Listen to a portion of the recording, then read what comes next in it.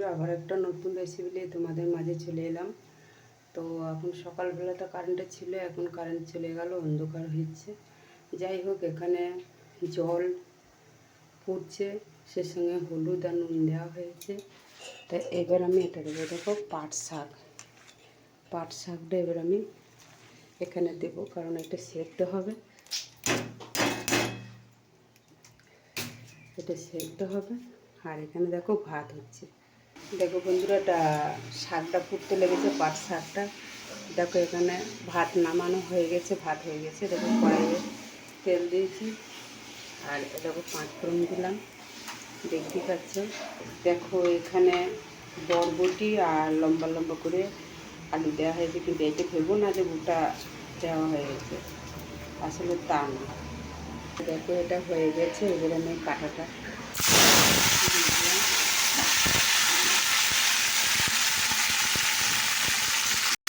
তো দেখো এখানে এবার আমি হলুদ দিলাম, দেখতে পাচ্ছি পরিমাণ মতো নুন দিচ্ছি, যেমন খাবে নুন তেমন নুন দিলাম। এবার নাড়াচাড়া করে দেবো।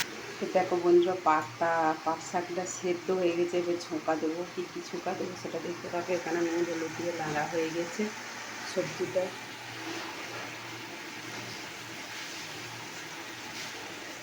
আর এখানে দেখো আমি কড়াইটা ধুয়ে একটু চাপিয়ে দিয়েছি, ধুয়ে হয়তো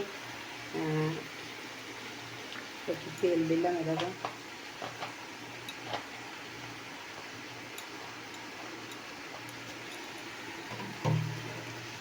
তেলটা দেওয়া হয়েছে, যে এবার শুকনো লঙ্কা দিলাম,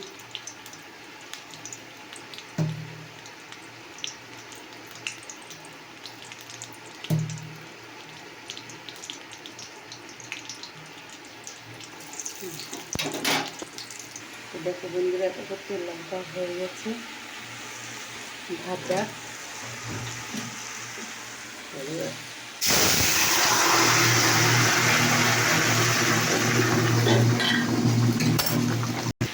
দেখো আমার লালকে শাক বলে ফেলছি, কারণ আমার বাপের ঘরে বর্ধমান জেলায় বা শ্বশুরবাড়ি বীরভূম জেলাতে লালকে শাক পাওয়া যায়, তো এখানে তো নেই।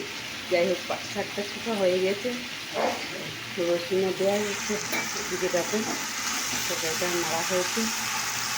তো দেখো এখানে আমি এগুলো একটু জিরে গুঁড়ো দিলাম, আর একটু লঙ্কার গুঁড়ো দিলাম। এবারে একটু জল দিয়ে দেবো, এটাকে জল দিয়ে দিয়েছি। দেখো বন্ধুরা, আমার পাট শাক হয়ে গেছে।